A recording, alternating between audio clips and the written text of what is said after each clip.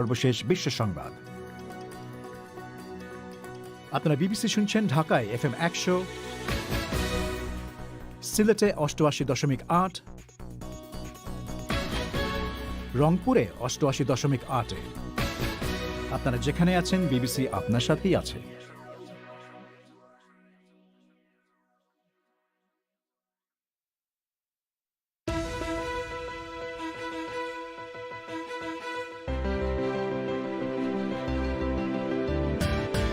BBC বাংলার প্রবাহে প্রধান খবর, উইগুর মুসলিমদের বিরুদ্ধে গণহত্যা চালানোর অভিযোগ অস্বীকার করেছে চীন। বাংলাদেশে আজ প্রথমবারের মতো শেখ মুজিবের 7ই মার্চের ভাষণের বার্ষিকী পালন করেছে বিএনপি, তবে আওয়ামী লীগ বলছে এটা রাজনৈতিক চমক। বাংলাদেশে করোনা ভাইরাসের প্রথম সংক্রমণ শনাক্তের 1 বছর হল। মহামারী কতটা নিয়ন্ত্রণে রাখতে পেরেছে দেশটি? পার্শ্ববর্তী দেশের তুলনায় আমাদের সংক্রমণের হার কম, মৃত্যুর হার কম, সেটা নিয়ন্ত্রণে রাখা গেছে। প্রান্তিক পর্যায়ে পর্যন্ত আইসোলেশন, কোয়ারেন্টাইন, পয়েন্ট অফ এন্ট্রিতে যে ব্যবস্থাপনা, সেগুলো যথাযথভাবে করার চেষ্টা করা হয়েছে। আর ভারতের পশ্চিমবঙ্গে বিধানসভা নির্বাচনে বিজেপির প্রচারাভিযানের সূচনা করেছেন প্রধানমন্ত্রী নরেন্দ্র মোদী কলকাতার জনসভা থেকে। এসব নিয়েই আজকের প্রবাহ।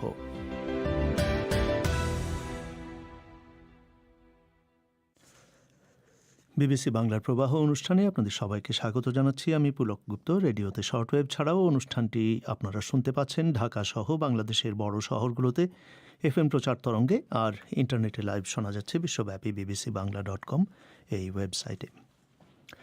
চীন সে দেশের সিনজিয়াং প্রদেশে জাতিগত উইঘুর মুসলিমদের বিরুদ্ধে গণহত্যা চালানোর অভিযোগ অস্বীকার করেছে।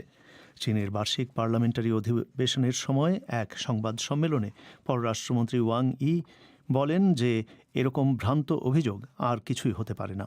ওই প্রদেশের লক্ষ লক্ষ উইগুরকে বন্দি শিবিরে আটক করে রাখার অভিযোগ প্রত্যাখ্যান করে চীন বলে থাকে যে এগুলো হচ্ছে পুনঃশিক্ষণ শিবির, যেখানে তাদেরকে চীনা ভাষা এবং কর্মসংস্থানের প্রশিক্ষণ দেওয়া হয়। আরও শুনুন মুন্নি আক্তারের কাছে। চীনের বার্ষিক জাতীয় কংগ্রেস চলার সময় প্রতি বছরই দেশটির পররাষ্ট্রমন্ত্রী একটি সংবাদ সম্মেলন করে থাকেন, যা ফলাও করে প্রচার করা হয়।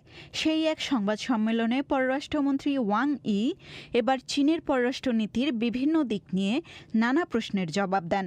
সেখানে তিনি বলেন, সিনজিয়াং প্রদেশের উইঘুর মুসলিম সংখ্যালঘুদের ওপর চীন গণহত্যা চালাচ্ছে, এরকম ভ্রান্ত ও অবাস্তব অভিযোগ আর কিছুই হতে পারে না।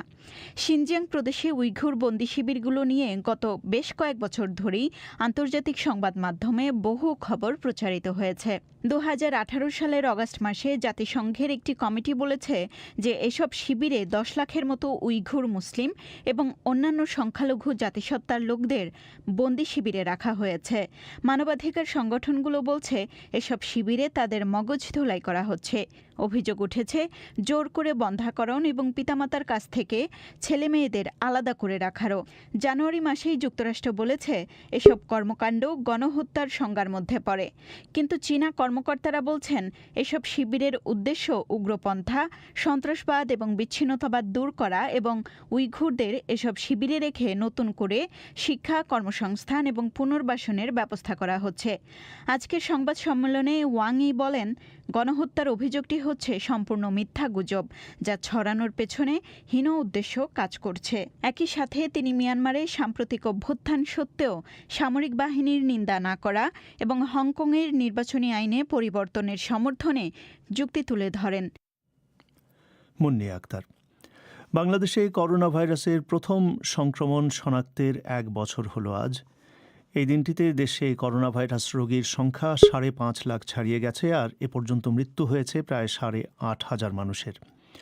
বাংলাদেশে এই ভাইরাসটি শনাক্ত হবার পর গত 1 বছরে কতটা সফলভাবে এই সংক্রমণ সামলানো সম্ভব হয়েছে? পৃথিবীর বিভিন্ন দেশে যখন ভাইরাসটির নতুন নতুন মিউটেশন ছড়ানোর খবর আসছে, তখন তার মধ্যেই যে টিকাদান কার্যক্রম, তার মাধ্যমে বাংলাদেশের কর্তৃপক্ষ ভবিষ্যতের পরিস্থিতিই বা কতটা নিয়ন্ত্রণ করতে পারবে, এ নিয়ে শুনুন ঢাকা থেকে সাইদুল ইসলামের প্রতিবেদন। বাংলাদেশে গত বছরের 8ই মার্চ প্রথম একজন রোগী শনাক্ত হল। বছর শেষে সেই সংখ্যা দাঁড়িয়েছে 5,50,330 জনে, আর মৃত্যু হয়েছে 8,462 জনের। বাংলাদেশের স্বাস্থ্য অধিদপ্তরের অতিরিক্ত মহাপরিচালক ডাক্তার নাসিমা সুলতানা বলছেন, প্রতিবেশী অন্যান্য অনেক দেশের তুলনায়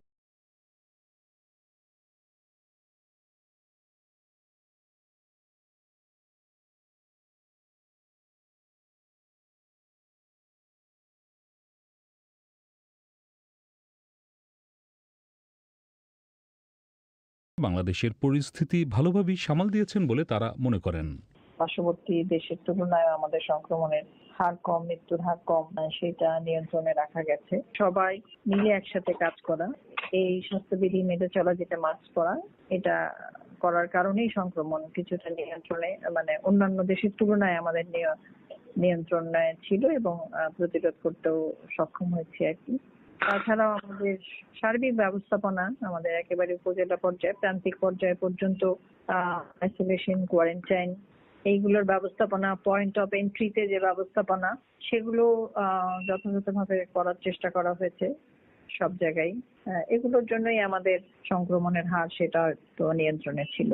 তবে লকডাউন ও কোয়ারেন্টিন কার্যকরে দুর্বলতা, মাস্ক ব্যবহারে বাধ্য করতে না পারা আর জনগণের সচেতনতার অভাবের কারণে এই সফলতার দাবি নিয়ে সংশয় রয়েছে বিশেষজ্ঞদের অনেকের মধ্যে। করোনা ভাইরাসের পরীক্ষা নিয়ে অনিয়ম, জালিয়াতি ও হয়রানির অভিযোগ উঠেছে গত এক বছর জুড়ে। বিশেষজ্ঞদের অনেকেই মনে করেন, করোনা ভাইরাস পরিস্থিতি নিয়ন্ত্রণের যে চিত্র এখন দেখা যাচ্ছে, সেখানে পুরো চিত্রটি আসছে না। জনস্বাস্থ্য বিশেষজ্ঞ ডক্টর বেনজির আহমেদ বলছেন, প্রথম থেকেই পরিস্থিতি সামলানোর ক্ষেত্রে অনেক গলদ রয়ে গেছে। আসলে আমরা খুব সার্থকভাবে মোকাবেলা করতে পেরেছি, সেইটা দাবি করা কঠিন। আমরা যদি বিমানটা আগে বন্ধ করতে পারতাম বাংলাদেশে, এটা যদি 2 সপ্তাহে বন্ধ করতে পারতাম, তার একটা তাৎপর্যপূর্ণ ইম্প্যাক্ট পড়তো আমাদের সংক্রমণ নিয়ন্ত্রণে। ঠিক একইভাবে আমরা যদি কোয়ারেন্টাইন বলি, যে প্রথম উহান থেকে আসলো, আমরা কোনো মতো হস্টেলে কোয়ারেন্টাইন করেছি, কিন্তু ইতালি থেকে যখন আসলো আমরা তো পরে সময় পেয়েছিলাম, তাদের কিন্তু আমরা কোয়ারেন্টাইনটা ঠিক মতো করতে পারলাম না। তারপর যখন লকডাউনটা হয়, সেটাও কিন্তু যখন সংক্রমণের ঊর্ধ্বগতি সেই মে মাসের 31, তখন কিন্তু আমরা হঠাৎ করে সেই যোগাযোগ লকডাউন আমরা উঠিয়ে নিলাম। তার মানে এই জায়গাগুলোতে, কোনো জায়গাগুলোতেই আমরা খুব কার্যকর ব্যবস্থা কিন্তু নিতে পারিনি। বিশেষজ্ঞরা বলছেন, এখনই সন্তোষ প্রকাশ না করে করোনা ভাইরাসের মতো সংক্রমণ রোধে সামনের বছরও আরও দীর্ঘমেয়াদী পরিকল্পনা নেওয়া উচিত। গত মাস থেকে বাংলাদেশে করোনা ভাইরাস প্রতিরোধে কোভিশিল্ড টিকা দেওয়ার কার্যক্রম শুরু হয়েছে। কর্মকর্তারা আশা করছেন, টিকার কার্যক্রম সফল হলে করোনা ভাইরাসের সংক্রমণ অনেকটাই কমিয়ে আনা সম্ভব হবে। তবে রবিবার পর্যন্ত 50 লাখ মানুষ টিকা দিতে নিবন্ধন করেছেন, যা প্রত্যাশার তুলনায় কম। তবে বাংলাদেশে আগামী 6 মাস জুড়ে যে পরিমাণ টিকা দেওয়ার পরিকল্পনা করা হচ্ছে, জনসংখ্যার তুলনায় তা এখনও বেশ কম। অধ্যাপক নাসিমা সুলতানা অবশ্য বলছেন, পর্যায়ক্রমে তারা টিকার পরিধি আরও বাড়াবেন। 18 বছরের নিচে তো এখন পর্যন্ত গবেষণা কাজ সম্পূর্ণ হয় নাই। 16 কোটি মানুষের মধ্যে 18 বছরের নিচের জনগোষ্ঠীকে বাদ দিয়েই জনসংখ্যাটা ধরতে হবে। এখন আমরা প্রাথমিকভাবে 40 এবং অগ্রাধিকার ভিত্তিতে যেই ক্যাটাগরিগুলো আছে, সেই ক্যাটাগরির এবং 40 মানুষকে আমরা ধরছি। এই মানে প্রথম যে দিকে টিকাগুলো, এগুলো তারাই পাবেন। পরবর্তীতে যদি আরো টিকা এনশিওর করা যায় বা নিশ্চিত করা যায়, তখন এটার পরিধিটা আরো বাড়ানো হবে। স্বাস্থ্য বিশেষজ্ঞদের আশঙ্কা, এখনও টিকার ব্যাপারটি শহরকেন্দ্রিক আর প্রযুক্তি ভিত্তিক হওয়ায় নিম্ন ও তৃণমূলের বহু মানুষ এর আওতার বাইরে থেকে যেতে পারে। আর সেটি হলে সামনের বছরও করোনা ভাইরাসের সংক্রমণ থেকে মুক্তি পাওয়া কঠিন হয়ে উঠবে। ঢাকা থেকে সাইদুল ইসলাম। বাংলাদেশে প্রধান বিরোধী দল বিএনপি স্বাধীনতার সুবর্ণ জয়ন্তী পালনের অংশ হিসেবে প্রথমবারের মতো ঐতিহাসিক 7ই মার্চ পালন করেছে। প্রতিষ্ঠার 43 বছরে এই দলটি এই প্রথমবারের মতো দিনটিকে ঘিরে আনুষ্ঠানিক কোনো কর্মসূচি পালন করল।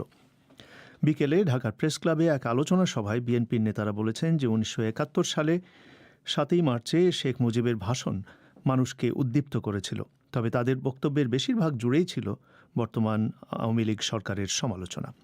বিএনপির কর্মসূচি পালনকে আওয়ামী লীগের কোনো নেতা স্বাগত জানিয়েছেন, কিন্তু একে আবার রাজনৈতিক চমক বলে আখ্যা দিয়েছেন দলটির সাধারণ সম্পাদক ওবায়দুল কাদের। কেননা তিনি বলছেন যে বিএনপির শাসনামলে শেখ মুজিবুর রহমানের ওই ভাষণটি প্রচার নিষিদ্ধ ছিল। ঢাকা থেকে শুনুন সঞ্জনা চৌধুরীর প্রতিবেদন। এবারে সংগ্রাম আমাদের মুক্তির সংগ্রাম, এবারে সংগ্রাম স্বাধীনতার সংগ্রাম। 1971 সালের 7ই মার্চ ঢাকায় তৎকালীন রেসকোর্স ময়দানে ঐতিহাসিক ভাষণ দিয়েছিলেন শেখ মুজিবুর রহমান।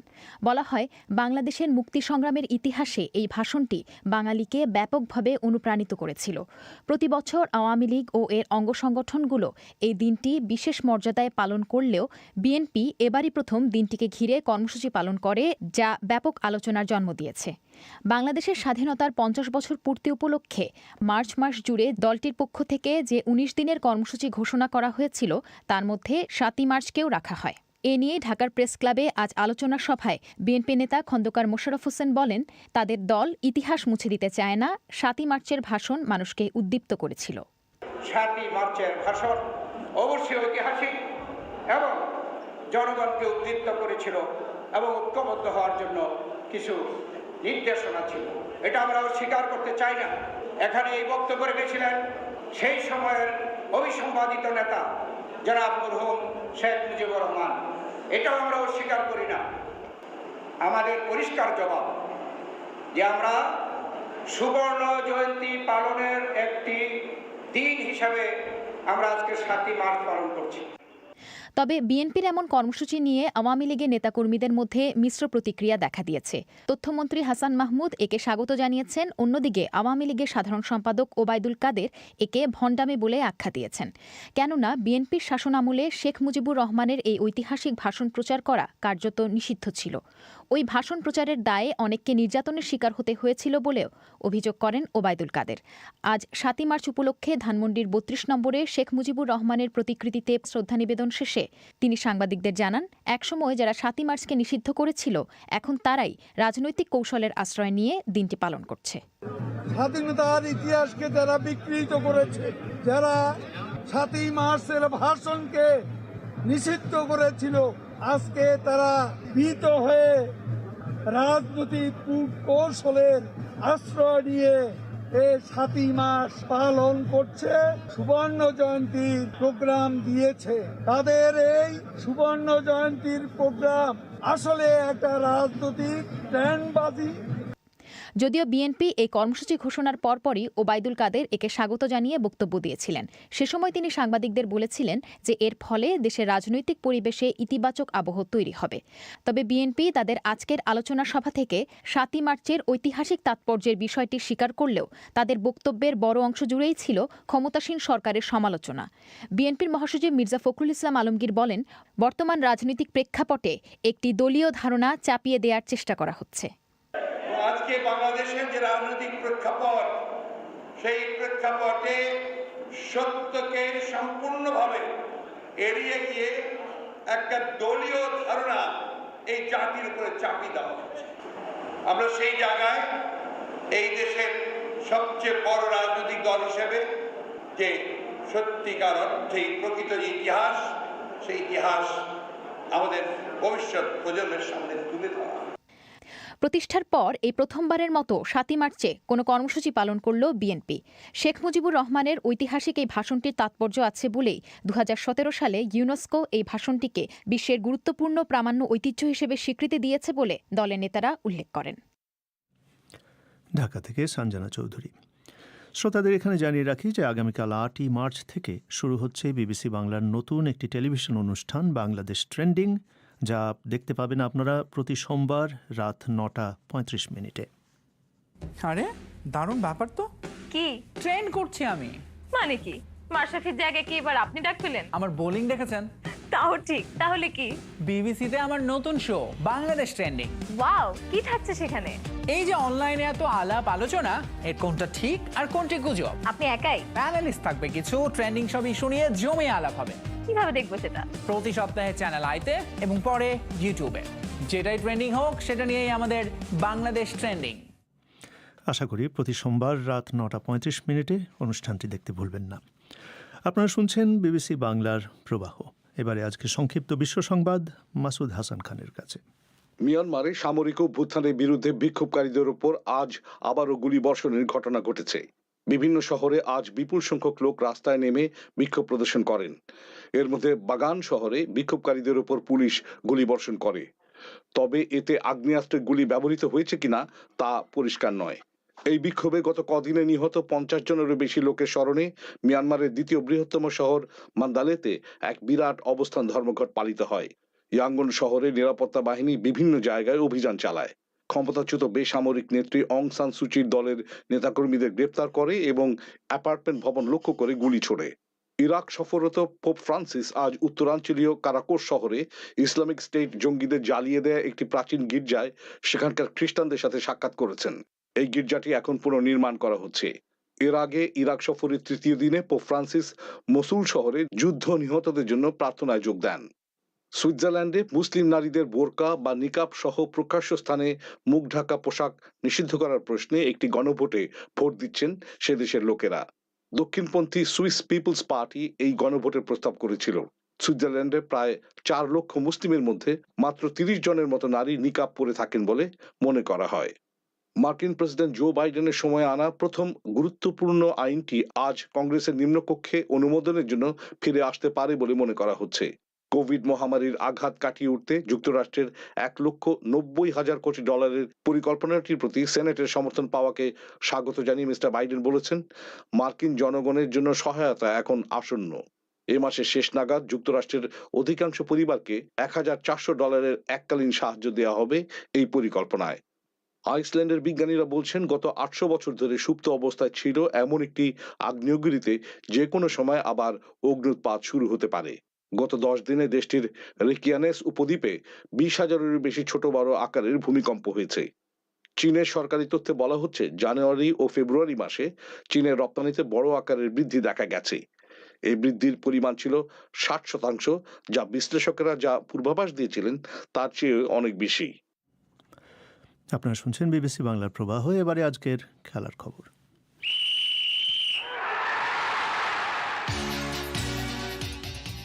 খেলার খবর পড়ছি রায়হান মাসুদ। ক্রিকেট দিয়ে শুরু করছি। ইন্ডিয়ান প্রিমিয়ার লিগ আইপিএল শুরু হবে চলতি বছরের 9 এপ্রিল। আহমেদাবাদ, বেঙ্গালুরু, চেন্নাই, দিল্লি, মুম্বাই, কলকাতায় হবে এবারের খেলা। সবগুলো খেলা হবে নিরপেক্ষ ভেন্যুতে এবং কোনো দর্শক উপস্থিতি থাকবে না বলে এখন পর্যন্ত জানানো হচ্ছে। বলা হচ্ছে, এবারের আইপিএল হতে যাচ্ছে আসন্ন টি-20 বিশ্বকাপের প্রস্তুতির মঞ্চ। অক্টোবর-নভেম্বর মাসে শুরু হবে টি-20 বিশ্বকাপ, যার আয়োজক ভারত। আইপিএলের প্রথম ম্যাচ হবে মুম্বাই ইন্ডিয়ান্স ও রয়্যাল চ্যালেঞ্জার্স বেঙ্গালুরুর মধ্যে। এবারের ফাইনাল আয়োজিত হবে আহমেদাবাদের মোতেরা স্টেডিয়ামে। গত বছর কোভিড-19-এর কারণে আইপিএল আয়োজিত হয়েছিল সেপ্টেম্বর-নভেম্বর মাসে সংযুক্ত আরব আমিরাতে। ওদিকে নিউজিল্যান্ডের মাটিতে চলছে বাংলাদেশ ক্রিকেট দলের প্রস্তুতি। টানা 5টি সিরিজ জয় পেয়েছে নিউজিল্যান্ড। তবে নিউজিল্যান্ডের মাটিতে ভালো ফলাফলের জন্য মানিয়ে নেওয়ার কথা বলছেন বাংলাদেশ ক্রিকেট বোর্ডের নির্বাচক হাবিবুল বাশার। আর এজন্য বেশ আগে এই সফরের প্রস্তুতি শুরু করাটা ইতিবাচক বলছেন তিনি। আমাদের খুব ইম্পর্টেন্ট ছিল যে নিউজিল্যান্ডের কন্ডিশনের সাথে অ্যাডজাস্ট করা। এই সময়টা খুব ভালোভাবে ব্যবহার করছেন সবাই এবং এখানকার ফ্যাসিলিটি আসলে খুব চমৎকার। নিউজিল্যান্ডে আসার আগে খুব ইম্পর্টেন্ট ছিল যে এইখানকার কন্ডিশনটা আমরা কত ভালোভাবে মানিয়ে নিতে পারি। যে সময়টা পাচ্ছি এখানে যেমন উইকেট দেখছি, মোরওভার নিউজিল্যান্ড উইকেটটা এমনই হয়ে থাকে। এরপরে আমরা কুইন্সটাউনে যে আরও কয়েকদিন প্র্যাকটিস করার সুযোগ পাবো। তো সোফার মনে হয় আমরা যেই কষ্টটুকু করছি একটু আগে এসে সেটা খুব ভালোভাবে ব্যবহার করতে পারছি এবং সেটা আমার মনে হয় খুব ভালো মতোই কাজে লাগবে আমাদের এই সিরিজে। বিকজ আমাদের এইখানকার কন্ডিশন তো আমাদের কন্ডিশনের সাথে সম্পূর্ণ ভিন্ন। নিউজিল্যান্ড অস্ট্রেলিয়ার বিপক্ষে একটি টি-20 সিরিজে জয় পেয়েছে। আজ পঞ্চম ম্যাচে প্রথমে ব্যাট করে অস্ট্রেলিয়া 8 উইকেট হারিয়ে 142 রান তোলে। সর্বোচ্চ 44 রান তোলেন ম্যাথিউ ওয়ার্ড। ইশ সোধি 24 রান দিয়ে স্টোয়নিস, অ্যাস্টন এগার ও অ্যারন ফিঞ্চের উইকেট নিয়ে নেন। নিউজিল্যান্ড 15 ওভার 3 বল ব্যাট করে নির্ধারিত লক্ষ্য অতিক্রম করে। মার্টিন গাপটিল 46 বলে 71 রান তোলেন। গ্লেন ফিলিপস 18 বলে 34 রান তোলেন। সিরিজ সেরার পুরস্কারটি পেয়েছেন ইশ সোধি। নারী ক্রিকেটে ইংল্যান্ড ক্রিকেট দল নিউজিল্যান্ডকে হোয়াইট ওয়াশ করেছে একটি টি-20 সিরিজে। তৃতীয় ম্যাচে ইংল্যান্ড 128 রান তোলে, জবাবে 96 রানে গুটিয়ে যায় নিউজিল্যান্ড। আগামীকাল শ্রীলঙ্কা ও ওয়েস্ট ইন্ডিজ সিরিজের তৃতীয় টি-20 ম্যাচে মুখোমুখি হবে। এখন পর্যন্ত 1-1 সমতায় আছে দুই দল। আজ রাতে বেশ কয়েকটি ফুটবল ম্যাচ রয়েছে ইউরোপিয়ান ফুটবলে। বাংলাদেশ সময় রাত 9:15 মাদ্রিদ ডার্বিতে মুখোমুখি হবে আতলেটিকো মাদ্রিদ ও রিয়াল মাদ্রিদ। পয়েন্ট টেবিল বিবেচনায় বেশ গুরুত্বপূর্ণ একটি ম্যাচ এটি লা লিগায়। ওদিকে বার্সেলোনা গতরাতে ওসাসুনার বিপক্ষে 2-0 গোলের একটি জয় পেয়েছে। ওদিকে বুন্দেসলিগায় বায়ার্ন মিউনিখ ডর্টমুন্ডের বিপক্ষে 4-2 গোলে জয় পেয়েছে, যেখানে প্রথম 10 মিনিটের মধ্যে এর্লিং হ্যালান্ড 2টি গোল করেন। পরবর্তীতে লেভানডোভস্কি হ্যাট্রিক করে বায়ার্ন মিউনিখকে জয় এনে দেন। ইংলিশ প্রিমিয়ার লিগে আজ রাতে রয়েছে ম্যানচেস্টার ডার্বি। বাংলাদেশ সময় রাত 10:30 শুরু হবে এই ম্যাচটি।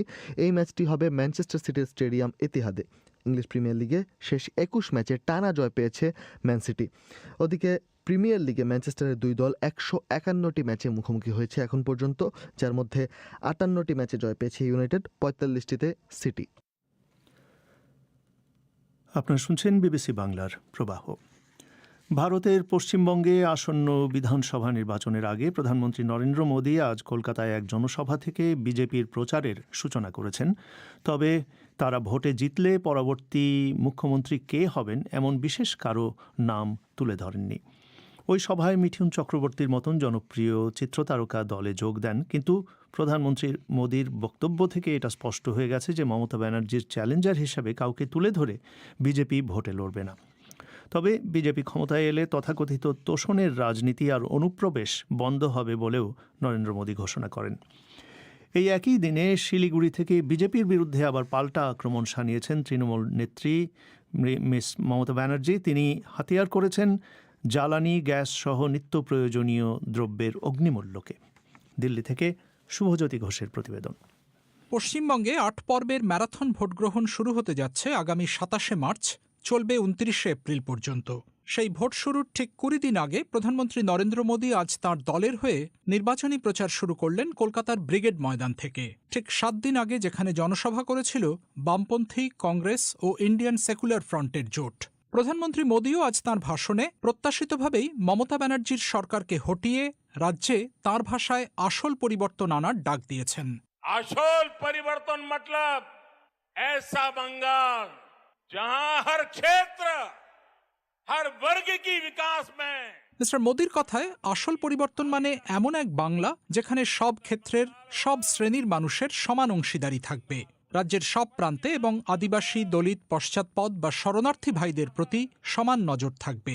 উন্নয়ন সবার হবে, কোনো তুষ্টিকরণের রাজনীতি চলবে না এবং সেখানে অনুপ্রবেশকারীদের রক্ষা হবে। तुष्टीकरण किसी का नहीं, जहां घुसपैठ को रोका जाएगा। নরেন্দ্র মোদীর এই জনসভাতেই আনুষ্ঠানিকভাবে বিজেপিতে যোগ দেন চিত্রতারকা মিঠুন চক্রবর্তী, যিনি অতীতে বামপন্থীদের ঘনিষ্ঠ ছিলেন, পরে তৃণমূলের সমর্থনে রাজ্যসভা এমপিও হয়েছিলেন। সাবেক ভারতীয় ক্রিকেট অধিনায়ক সৌরভ গাঙ্গুলিও ব্রিগেডে আসতে পারেন বলে তুমুল জল্পনা ছিল, কিন্তু তা শেষ পর্যন্ত সত্যি হয়নি।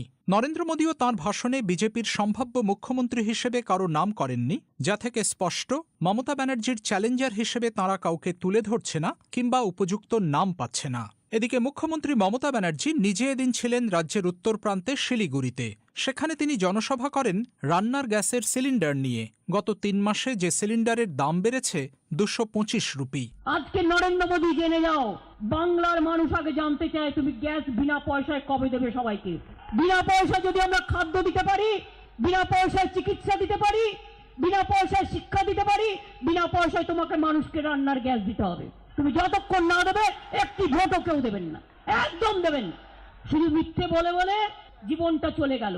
মনে রাখবেন, ঈশ্বরচন্দ্র বিদ্যাসাগরের মূর্তি ভেঙে, বিরসা মুন্ডার মূর্তি ভেঙে, স্বামী বিবেকানন্দকে ঠাকুর পদবি দিয়ে তুমি মনে রেখো, বাংলার ঐতিহ্যকে জয় করা যায় না। প্রথমবারের মতো পশ্চিমবঙ্গ দখল করার জন্য ভারতের ক্ষমতাসীন দল বিজেপি যে এবার ভীষণ রকম মরিয়া, সে কথা সুবিদিত।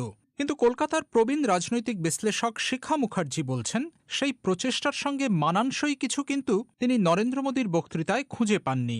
আজকে প্রধানমন্ত্রী এলেন, ভরা ব্রিগেডে এলেন, এবং এইটাই হলো অপটিক্স। মানে আজকের যে ব্রিগেডটা, তাতে কিন্তু প্রধানমন্ত্রী এমন কোনো বার্তা দেননি যেটা স্পেসিফিক্যালি পশ্চিমবাংলার আজ এই মুহূর্তে যা সমস্যা, যা পরিস্থিতি, তার কি ভবিষ্যৎ, সেই নিয়ে তিনি স্পেসিফিক্সে কিচ্ছু জাননি। তিনি বারে বারে বলছেন আসল পরিবর্তন, আমি ডাবল ইঞ্জিন ডেভেলপমেন্ট করব। কেন্দ্র আর রাজ্যে একই সরকার থাকলে একটা ডেভেলপমেন্টের গতি দ্রুততার সঙ্গে এগিয়ে যাবে, কিন্তু আসল পরিবর্তনটার কন্টেন্টটা কি এবং ডাবল ইঞ্জিন ডেভেলপমেন্টের অর্থটাই বা কি, সেইটা কিন্তু বোঝা গেল না। খুব জেনারেলাইজড টার্মসে অনেকগুলো কথা বলে গেলেন। তবে তারা ক্ষমতায় এলে বাংলাদেশ থেকে অবৈধ অনুপ্রবেশ রোখা হবে, বিজেপির এই পুরনো নীতি মিস্টার মোদি এদিনও ব্যক্ত করেছেন। ঘুষপেটিয়াটা উনি খুব স্পেসিফিক্যালি বলেছেন, খুবই স্পেসিফিক্যালি ঘুষপেটিয়া শব্দটা বলেছেন এবং পরিষ্কার ভাবে বলছেন যে ঘুষপেটিয়া को रोका जाएगा। উনি illegal migration from across the international border মানে বাংলাদেশ মানে মুসলমান তাদের তিনি আটকাবেন, এটা উনি পরিষ্কার দ্বৈঅর্থহীন ভাষায় বললেন। আগামী কয়েকদিনে পশ্চিমবঙ্গের নির্বাচনী প্রচারণার আবহ যে আরও তিক্ত ও আক্রমণাত্মক হয়ে উঠবে, আজ কিন্তু সেই আভাসও ছিল স্পষ্ট। দিল্লি থেকে শুভজ্যোতি ঘোষ। এবারে সামাজিক মাধ্যমে আজ বাংলাদেশের যে সমস্ত ঘটনা বা খবর সবচেয়ে বেশি ট্রেন্ডিং ছিল, যেগুলো নিয়ে সোশ্যাল মিডিয়ায় সবচেয়ে বেশি আলোচনা বিতর্ক মন্তব্য হয়েছে, তার খবর।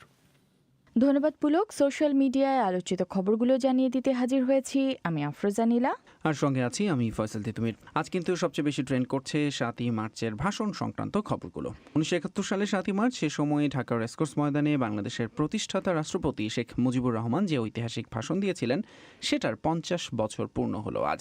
আর সেদিনে সেই ভাষণটি সহ নানান ধরনের ছবি, স্ট্যাটাস শেয়ার হচ্ছে সোশ্যাল মিডিয়ায়, বিশেষ করে ফেসবুকে।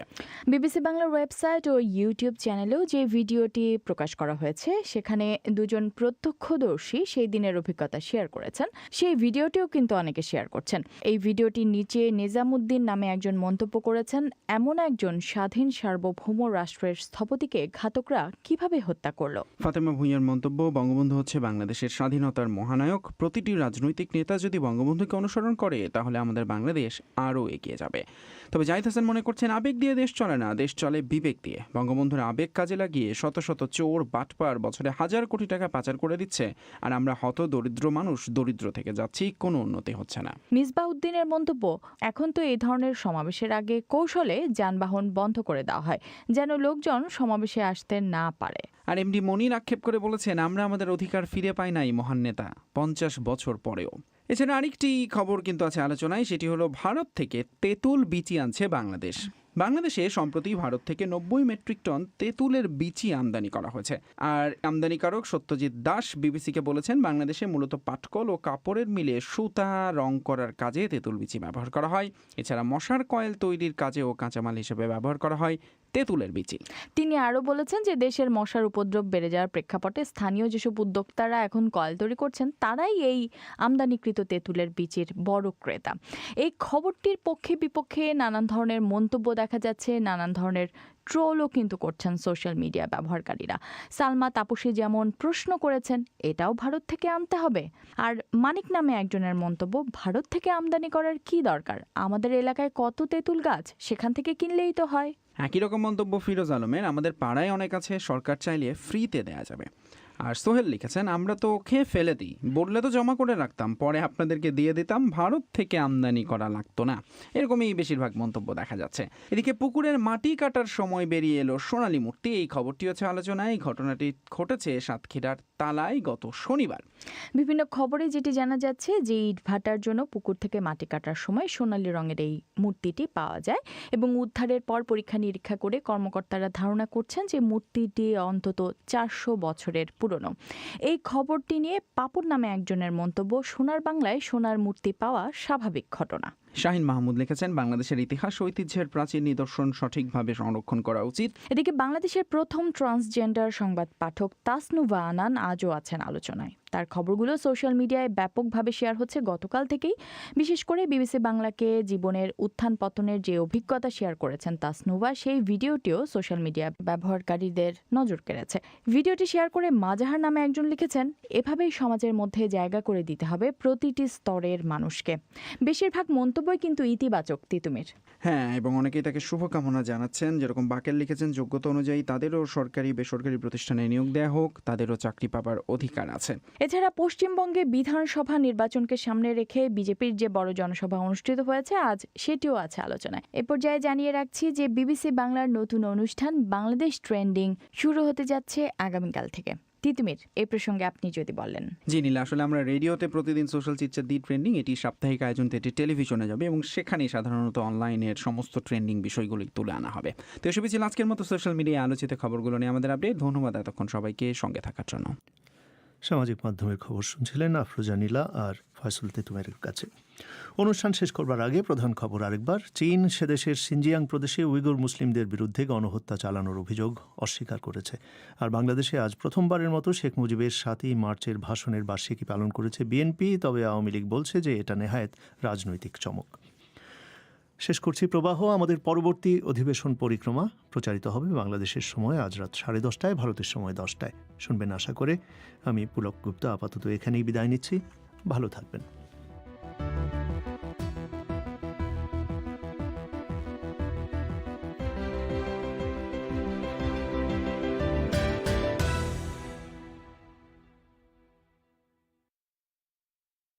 The BBC. There are no programmes on this channel at present. Details of all our services are at bbcworldservice.com.